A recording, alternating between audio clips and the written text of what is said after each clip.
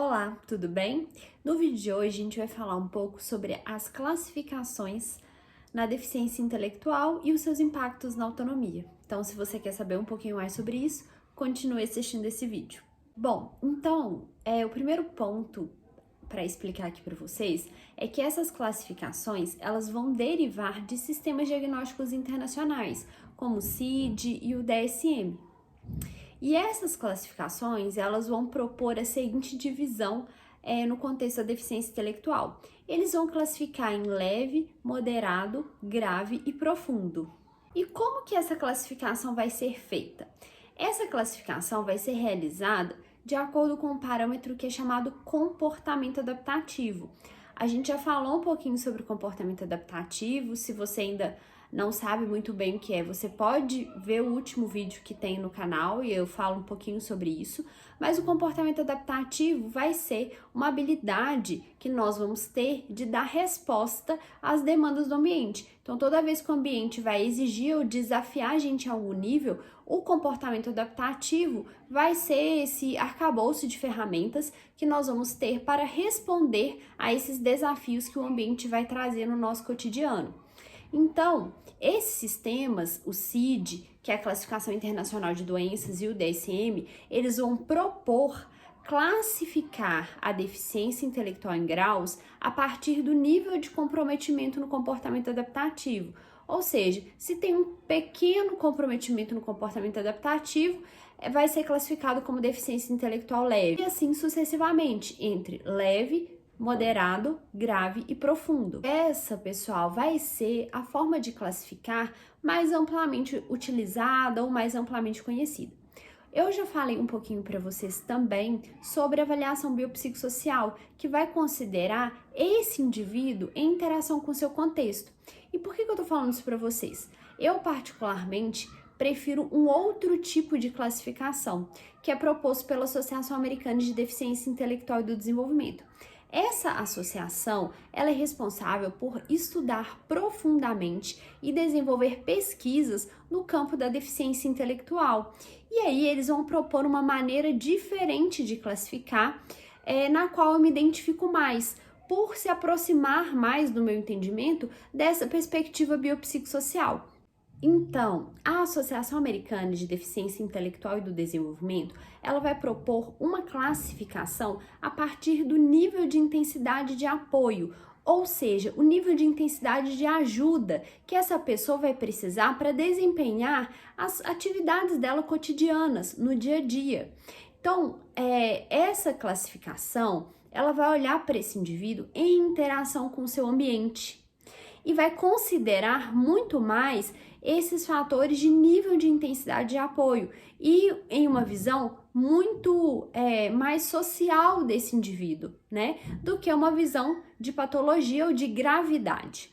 Então, eu prefiro esse tipo de classificação, até porque ele vai olhar para o indivíduo de uma forma, no meu ponto de vista, com mais potencialidades, pensando nessas possibilidades de apoio e nas transformações sociais possíveis aí relacionadas ao contexto em que ela está inserida. Então, a Associação Americana ela vai propor uma classificação em 4 níveis de intensidade de apoio, do menor apoio, né, da menor intensidade de apoio até a maior intensidade. Então, vai ser classificado da seguinte maneira: apoio intermitente, ou seja, aquela pessoa que precisa de apoios muito pontuais, depois apoios limitados, em seguida apoios extensivos, que é aquela pessoa que já precisa de muito mais apoios em vários ambientes, até o generalizado, no qual a pessoa vai ser completamente dependente de apoio para garantir a sua autonomia na vida cotidiana. Então, vocês podem observar que esse tipo de classificação,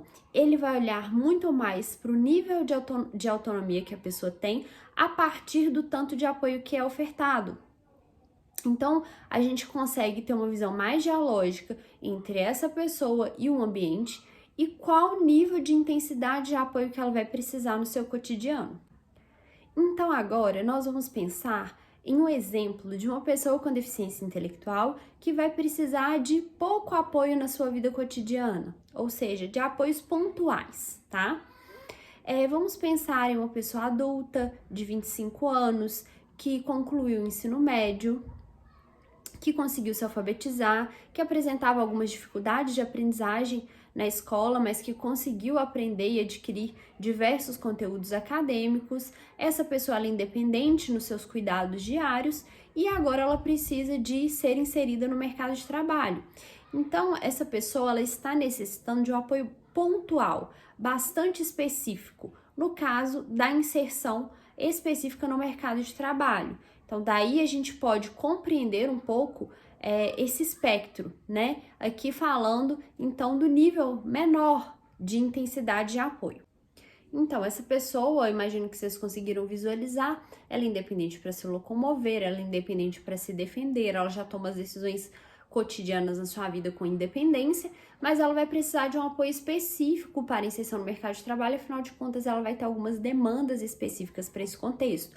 Muitas vezes ela vai ter dificuldade em absorver todas as demandas que a função dela vai exigir no contexto do trabalho, vai precisar de alguma adaptação da função, né, e do cargo, enfim. Então, aí entra um tipo de apoio bastante específico e pontual. Então, agora nós vamos pensar em um exemplo de uma criança de 11 anos que vai precisar de um tipo de apoio mais continuado. Então, essa criança ela tem dificuldade no autocuidado básico, ela vai ter dificuldade muitas vezes de ir ao banheiro, de tomar banho, de fazer um lanche simples, de aprender os conteúdos na escola, de permanecer na sala de aula.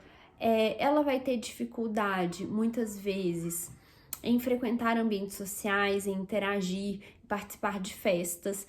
Então, vamos imaginar agora este cenário que vai necessitar de um apoio mais continuado. Então, a gente consegue imaginar que essa pessoa ela vai precisar de uma intensidade maior de apoio para que a sua autonomia seja garantida. Caso contrário, a tendência dessa criança é que ela fique mais isolada, que ela participe menos de diversas atividades do seu cotidiano e que sua autonomia fique prejudicada se ela não tiver os apoios necessários para cada uma dessas tarefas.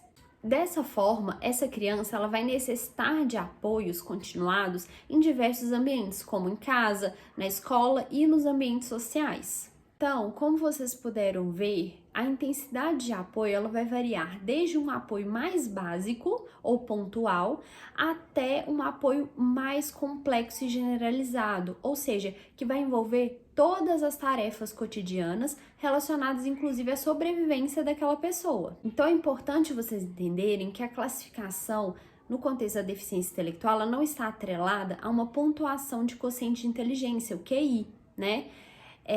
E no meu ponto de vista, na perspectiva mais biopsicossocial, ela deve estar atrelada a esse nível de intensidade de apoio que aquela pessoa precisa para garantir a sua autonomia, né?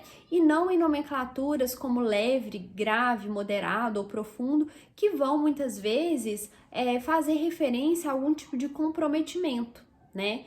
Então, pensando nessa visão mais biopsicossocial, o nível de intensidade de apoio adequado é que vai garantir a expressão da autonomia daquele indivíduo.